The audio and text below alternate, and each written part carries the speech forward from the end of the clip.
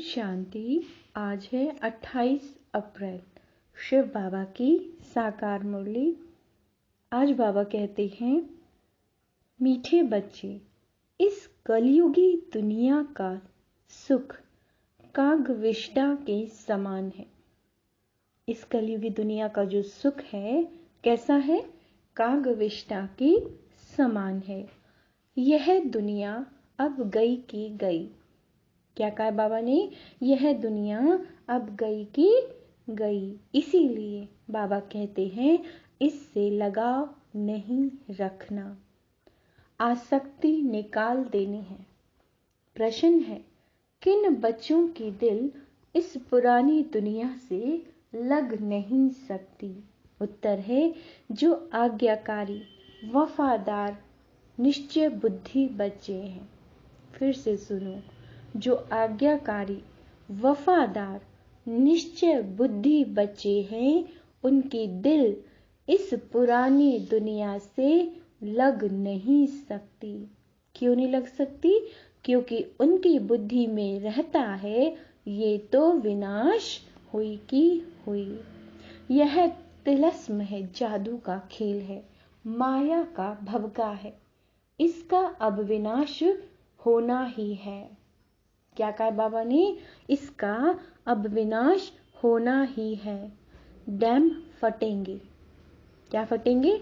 Dam फटेंगे, earthquake होगी, सागर धरनी को हप करेगा। क्या करेगा? सागर धरनी को हप करेगा। यह सब होना है, nothing new. Sweet home, sweet राजधानी याद है तो इस दुनिया से दिल नहीं लग सकती। गीत है जिसका साथी है भगवान।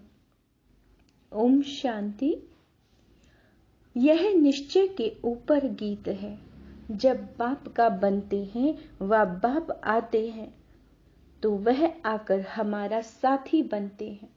बच्चे जानते हैं, बाप जब आते हैं तब ही विनाश के तूफान होते हैं। बाप आते हैं पुरानी दुनिया को खल्लास कर नई दुनिया स्थापन करने। अर्थक्वेक होगी, समुद्र नीचे से। क्या कहा बाबा ने? समुद्र नीचे से धरती को खा जाएगा, बरसात ऊपर से धरती को खा जाएगी। यह सब होना ही है। गीत तो उन्होंने ऐसे ही बैठ बनाए हैं। तुम ब्राह्मण कुलभूषण बच्चे जानते हो बरोबर, पुरानी दुनिया का विनाश होना है। बाप आए ही है नई दुनिया की स्थापन करने। ब्राह्मणों को सारे विश्व का मालिक बनाते हैं। बाबा कहते हैं, पुरानी दुनिया का विनाश कराए, फिर सारे विश्व को राजाई बच्चों को वर्षे में देते हैं। तुम जानते हो, बाप से नए विश्व के मालिक बने का वर्षा मिलता है। यह पुराना विश्व, बाबा कहते हैं, ये पुरानी विश्व तो कोई काम की नहीं है। मनुष्य समझते हैं अब तो स्वर्ग बनता जा रहा है, परंतु यह सब माया का भवका है। क्या कहा बाबा ने? बाबा ने कहा, सब चीज मुलम्मे की है, सारा राज्य मुलम्मे का है। रोने के जल मृत तृष्णा के समान है। इसमें मनुष्य खुश होते हैं। आगे जब मुसलमानों का राज्य था तो यह एरोप्लेन, मोटर आदि थोड़े ही थे। यह सब माया का भवका है। इतने प्लान्स बनाते हैं। बच्चे जानते हैं यह सब विनाश होने हैं। अर्थक्वेक होगी, यह डैम आदि सब पानी ही पानी कर देंगे। मनुष्य समझते हैं इससे सुख मिलेगा, परंतु इन सब से दुख ही मिलेगा। यह एरोप्लेन भी दुखदाई बन पड़ेंगे, बॉम्ब्स गिराएंगे, तो बच्चे यह सब बातें भूल जाते हैं। इसीलिए पुरानी दुनिया में दिल लग जाती है। जो बाप के आज्ञाकारी, वफादार, पूरे मददगार बच्चे बनते हैं, पक्की निश्चय बुद्धि हैं, वो तो जानते हैं कि कुछ भी हो, ये कोई नई बात नहीं है। क्या कहेंगे? नथिंग न्यू, कल्प पहले भी हुआ था। ड्रामा कल्याणकारी है ना?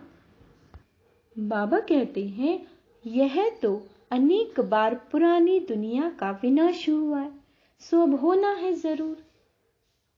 वह समझते हैं बहुत नई नई चीजें बन रही हैं, स्वर्ग बन रहा है, और तुम बच्चे सिर्फ जानते हो कि यह तो जादू का खेल है, तिलस्म है।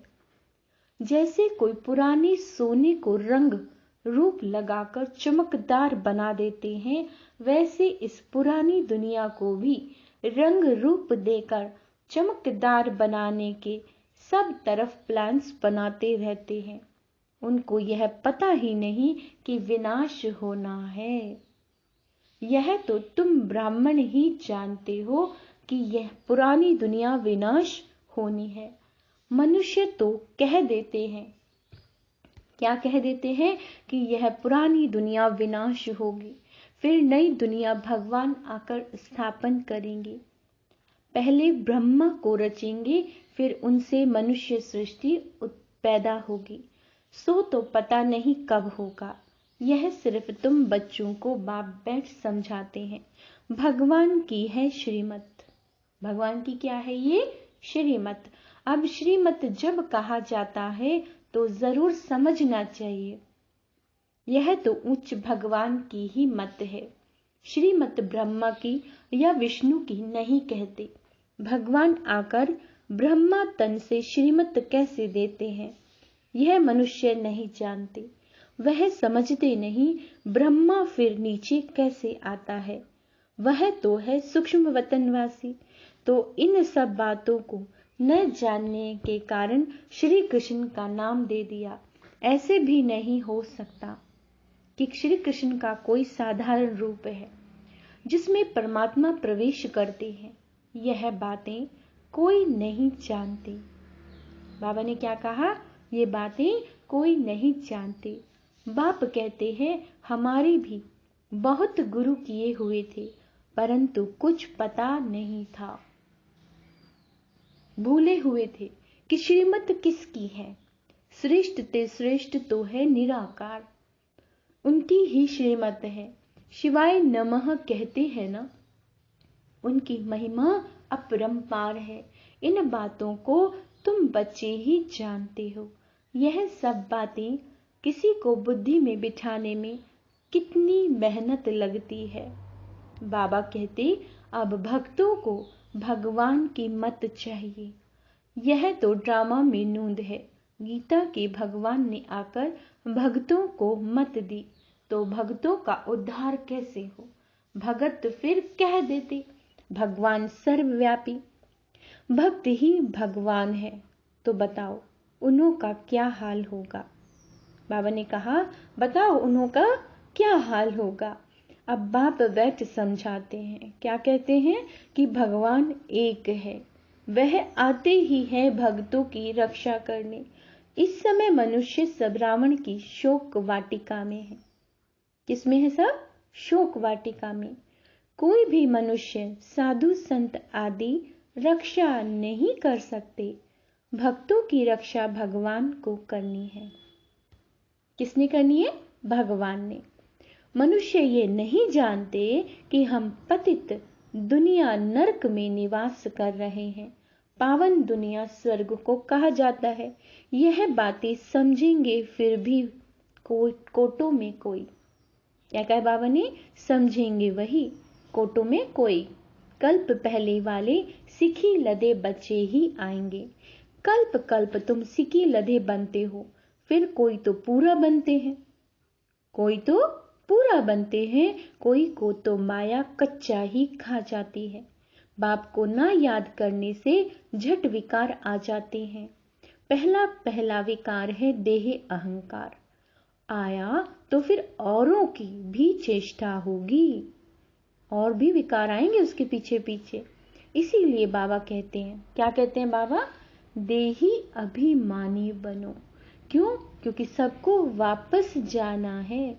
यहाँ तो दुख ही दुख है। कलयुगी दुनिया का सुख काग विष्ठा के समान है, आज है कल नहीं, फिर होगा फिर नहीं। तो बाबा क्या कहते हैं, यह तो सन्यासी भी कहते हैं और तुम भी समझते हो। नरक और स्वर्ग को तुम बच्चे समझते हो। नरक में तो कोई सुख नहीं, इस नरक में बाबा कहते हैं कोई सुख नहीं। नरक में कोई से भी लगाव रखना अपना पद भ्रष्ट करना है ना। किसी से भी कोई लगाव नहीं रखना, कोई भी चीज में आसक्ति नहीं है, किसी व्यक्ति में, किसी वस्तु में बाबा कह रहे हैं कोई लगाव झुकाव ना हो। समझाना चाहिए, यह तो पुरानी दुनिया खत्म होने वाली है, ये दुनिया कोई काम की नहीं है। पहले पहले देह अभिमान आने से उनके साथ दिल लगती है। देही अभिमानी फिर इस पुरानी दुनिया से जैसे उपराम रहेंगे। वह होता है हद का वैराग्य और ये है बेहद का वैराग्य। हम इस पुरानी दुनिया को भूलते हैं, यह बिल्कुल ही दुख देने वाली है। आज बाबा देखो बिल्कुल हमें इस पुरानी दुनिया से वैराग्य दिला रहे हैं कि बच्चे ये दुनिया कोई भी काम की नहीं है, ये तो गई की गई। यह बिल्कुल ही दुख देने वाली है, इनसे बाकी थोड़ा सा काम लेना है। यह गई की गई। बाबा कहते हैं बाकी 2 घड़ी के हम मेहमान हैं। देखो बाबा ने क्या कहा, हम 2 घड़ी के मेहमान हैं। तो ब्राह्मण ही कहते हैं कि हम पुरानी दुनिया में 2 घड़ी के मेहमान हैं। हम अपने स्वीट होम, स्वीट राजधानी में आकर सुख भोगेंगे। अब हमको जाना है, यह पुरानी दुनिया कब्रिस्तान होती है, इसीलिए देह सहित सब कुछ भूल जाना है। ये शरीर पुरानी जुत्ती है, इसको अब छोड़ना है, योग में रहना है। योग में रहने से आयु बढ़ेगी तो हम बाप से वर्षा लेंगे। देह अभिमानी की आयु बढ़ नहीं सकती, उनका देह से प्यार हो जाता है। क्या कह रहे हैं बाबा, उनका देह से प्यार हो जाता है।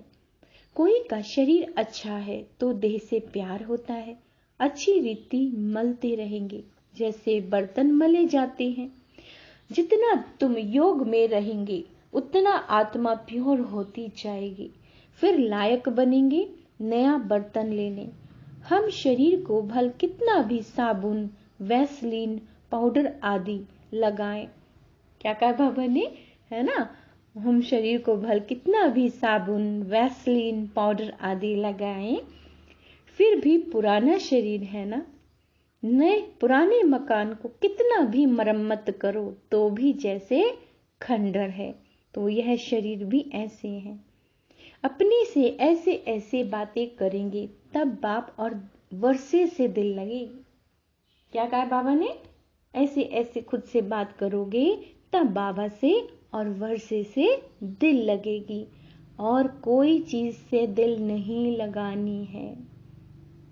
क्या कहा बाबा ने, किसी भी चीज में, कोई वस्तु, शरीर, संबंधों में बाबा कहता दिल नहीं लगाओ। मैं आत्मा हूं, मैं आत्मा हूं, बाप के पास जाने वाली हूं। बाप को याद करने से फायदा होता रहता है, आयु बढ़ती जाती है। आत्मा समझती है मैं योग बल से प्योर होती जाती हूँ।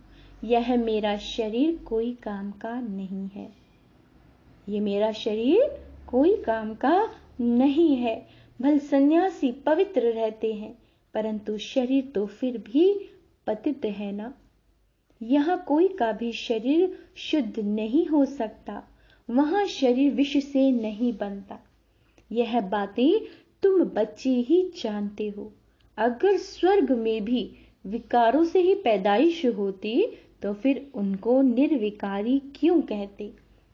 वहां तो आत्मा और शरीर दोनों पवित्र होते हैं, आत्मा भी और शरीर भी। तुम जानते हो इस समय 5 तत्व भी आयरन एज्ड हैं, तो शरीर भी ऐसे मिलते हैं। शरीर आदि हो जाते हैं, शरीर बीमार हो जाते हैं, वहां कभी शरीर बीमार हो न सके। यह सब समझने की बातें हैं। वहां तुम्हारे शरीर भी नए बनते हैं, सतो प्रधान प्रकृति बन जाती है। बाबा कहते हैं वहां ये दवाइयां आदि कुछ नहीं होती, शरीर चमकता रहता है, कंचन काया समान बन जाती है। अभी तो लोहे की है, वंडर है ना काया कैसे बदलती है। कोई पॉलिश तो नहीं की जाती, काया एकदम कंचन समान हो जाती है। उसको गोल्डन एज कहा जाता है। बाबा कहते हैं सोने के शरीर तो नहीं होते हैं। लक्ष्मी नारायण को पारसनाथ पारसनाथनी कहते हैं। उन्हों के शरीर देखो कितनी सतो प्रधान है, उन्हों की कितनी महिमा है। अभी तो ये 5 तत्व भी तमो प्रधान है। विष से, क्या कहा बाबा ने, विष से शरीर पैदा होते हैं। वहां है योग बल की बात। स्वर्ग में जरूर वॉइसलेस बच्चे होंगे, काम महाशत्रु वहां होता ही नहीं है। बाबा कहते यह तुमको आदि मध्य अंत दुख देने वाला है। उनको कहा ही जाता है संपूर्ण निर्विकारी दुनिया, और इसको संपूर्ण विकारी दुनिया कहा जाता है। हर एक के अंदर यह 5 भूत हैं। 5 भूतों पर विजय तब पाते जब सर्वशक्तिवान बाप से योग लगाते हो। जिस योग बल से तुम विश्व के मालिक बनते हो, तो तुम हो इनकॉग्निटो शिव शक्ति सेना। शिव बाबा से योग लगाकर शक्ति ले रहे हो। वह सर्वशक्तिवान बाप ही स्वर्ग की राजधानी स्थापन करने वाला है। गॉड फादर वह आते ही है तुमको स्वर्ग का मालिक बनाने। अभी तुम स्वर्ग के लायक नहीं हो। मैं कल्प कल्प आकर तुम बच्चों को स्वर्ग की राजधानी में राज्य करने के लायक बनाता हूं। अभी तुम हो नरक के मालिक।